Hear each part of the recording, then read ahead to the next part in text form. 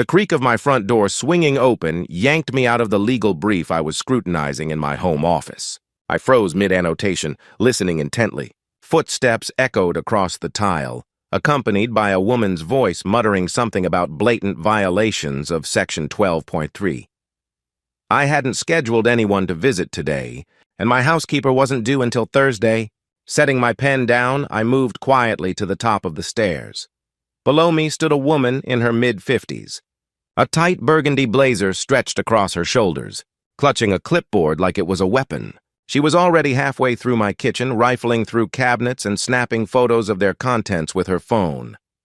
"Improper storage of cleaning supplies," she announced, scribbling furiously. "That's a $25 fine right there." "Excuse me," I said calmly from above. "What exactly are you doing in my home?"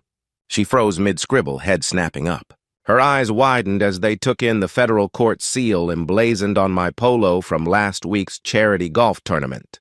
The clipboard shook slightly in her manicured grip.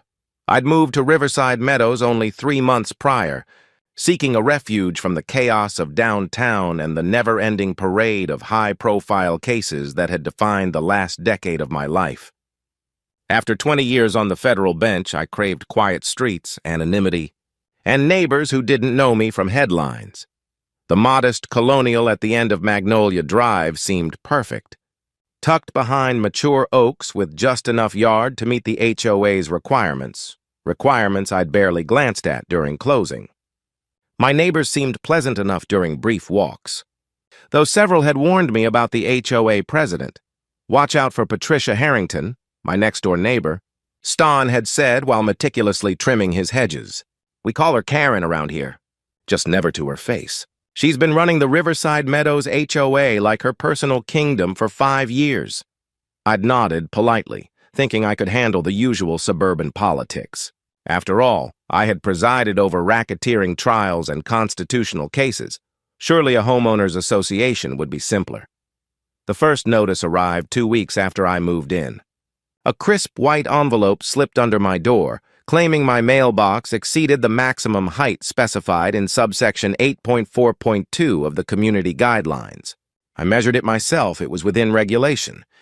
When I called the HOA, Patricia's syrupy voice dismissed it as a clerical error but suggested I might replace it just in case.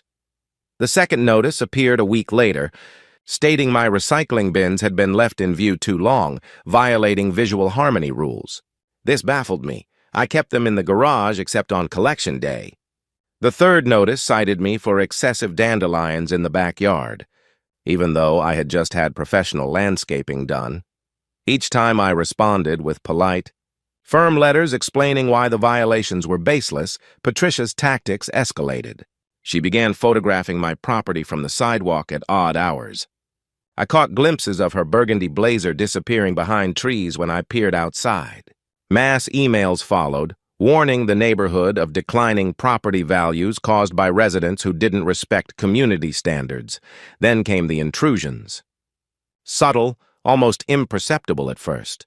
A stack of mail slightly shifted, cabinets I remembered closing left ajar, the garage door opener, usually in my car, inexplicably on the kitchen counter.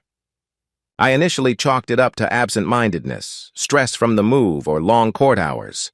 But the night I found my back door unlocked, I knew something was amiss. Installing security cameras took a single day. I opted for a professional system with motion sensors, night vision, and cloud backups. Then I waited. It didn't take long. Footage from the following Tuesday revealed everything. At 2:17 p.m., Patricia Harrington approached my front door, glanced around nervously, then withdrew a key from her pocket. She let herself in as though she owned the place. That key, I later discovered through discreet inquiries, came from the emergency lockbox required for first responders. HOA presidents had access for community safety. She spent 43 minutes inside, photographing everything from my refrigerator's contents to the books on my shelves, muttering about violations and fines. I could have confronted her immediately, but decades on the bench taught me patience. I wanted her to reveal her own folly, so I stayed quiet, continued recording, and waited for the right moment. That moment arrived on a Thursday afternoon. I worked from home deliberately, my car tucked in the garage. Patricia arrived at 2:35 p.m., perfectly on schedule. I listened as she wandered the first floor, her voice carrying upward. "Improper shelf spacing in the pantry," she announced. "Non-approved water softener brand. And look at this store-brand pasta. Definitely lowers the neighborhood standards." That's when I made my entrance. "Patricia Harrington," I said, descending the stairs deliberately. "You're trespassing in my home." She spun around, clipboard pressed tightly against her chest. "I have every right to conduct HOA inspections." "It's in the bylaws," she shot back. "The bylaws do allow for exterior property inspections with 24-hour notice," I replied, reaching the bottom step. "They do not, however, permit breaking and entering into private residences. That's covered under State Criminal Code Section 423.1. Her face flushed crimson, clashing sharply with the burgundy of her blazer. "I didn't break anything. I have a key. A key from an emergency lockbox you've misappropriated for personal use," I countered. "That's theft of services at minimum and possibly fraud." I pulled out my phone, displaying the security footage. "I have 3 separate instances of you entering my home without permission. Each counts as a Class A misdemeanor, Patricia. That's up to a year in jail per incident." The clipboard slipped from her fingers, papers fluttering across my hardwood floor. "You can't prove anything. I'm the HOA president. I have authority." "Your authority ends at the property line," I said calmly. "And speaking of authority, I should properly introduce myself. Judge Harrison Mitchell, Federal District Court for the Eastern District. I believe you've been photographing my federal court ID badge through my office window. It's right there on my bookshelf." The color drained from her face so fast I thought she might faint. Her mouth opened and closed like a fish gasping for air. You're lying. You can't be. Would you like to see my credentials? Or should we wait for the police to verify them?" I held up my phone again. "I was planning to call 911, but if you'd prefer to turn yourself in voluntarily, I'm happy to drive you to the station myself." "This is entrapment," she shrieked, backing toward the door. "You set me up! You moved here just to destroy our community standards." "I moved here for peace," I corrected. "You chose to commit multiple felonies. And no, Patricia, it's not entrapment when you break into someone's home of your own volition. That's just criminal behavior." Patricia attempted to push past me toward the door, but I stepped aside politely. "By all means, leave. But understand that I will be filing charges. The evidence is already uploaded to a secure server. And I've documented every false violation notice you've sent." She stumbled onto the porch, then turned back with whatever defiance she could muster. "The HOA board will hear about this. You'll be fined. You'll be forced out of this neighborhood." "I look forward to that meeting," I said. "In fact, I'll be bringing my attorney. She specializes in civil rights violations and malicious prosecution. You'll find her thorough."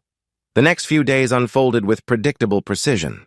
I filed a police report that afternoon, providing detectives with full documentation, footage, dates, and evidence of Patricia's repeated harassment. The criminal charges were straightforward: 3 counts of breaking and entering, misuse of emergency service resources, and criminal trespass. The HOA board meeting the following week was standing room only. Word had spread like wildfire. And every homeowner who had ever received a spurious fine or threatening letter from Patricia wanted to witness her downfall. I presented my case with the same methodical approach I'd used in court, laying out evidence piece by piece. "Security footage from April 15th, I said, connecting my laptop to the meeting room projector. "Ms. Harrington entered my home without permission at 2:17 p.m. The room gasped as they watched her casual intrusion. "April 22nd, 2:31 p.m. "April 29th, 2:35 p.m. Each time she lingered inside between 30 and 50 minutes. Board member Garrett Thompson, a perpetually nervous local accountant, cleared his throat. "Patricia, is this true? Did you enter Judge Mitchell's home?" Patricia, flanked by the budget attorney she had retained, tried to maintain her imperious stance. "I was conducting authorized HOA inspections. It is my duty as president to ensure standards are maintained inside people's homes." "Patricia, we've discussed this before," another board member, Margaret Liu, said. "Our authority is limited to exterior property. This is criminal." The vote to remove Patricia from the board was unanimous, even her usual allies conceding. But that was just the beginning.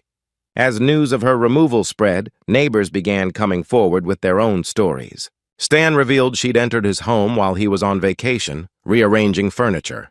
The Andersons discovered she'd been in their basement photographing their storage system. The young couple at the corner produced security footage of her attempting to open doors and windows. The civil lawsuit I filed sought damages for invasion of privacy, intentional infliction of emotional distress, and trespass. My attorney, as promised, was meticulous. She uncovered that Patricia had systematically entered homes across the neighborhood for years, keeping detailed files on residents far beyond HOA business. Discovery revealed notebooks filled with personal observations, shopping habits, visitors, and private conversations overheard while trespassing. The criminal trial was swift. With overwhelming evidence and multiple victim testimonies, the jury deliberated for less than 2 hours. Patricia Harrington was convicted on all charges, 3 counts of breaking and entering, each carrying up to 12 months in jail plus fines. The sentencing judge, a colleague who had recused me from the case, showed little sympathy. "Ms. Harrington," Judge Chin said, "you were entrusted with leadership in your community. Instead of serving your neighbors, you violated their most basic expectation of privacy and security. You are sentenced to 18 months in state prison, followed by 3 years of probation. You are ordered to pay restitution totaling $87,000 to all victims." Patricia's shriek echoed through the courtroom as bailiffs approached. "This isn't fair. I was protecting property values. I was maintaining standards." Her designer heels clicked frantically against the floor as they led her away, still protesting her accountability.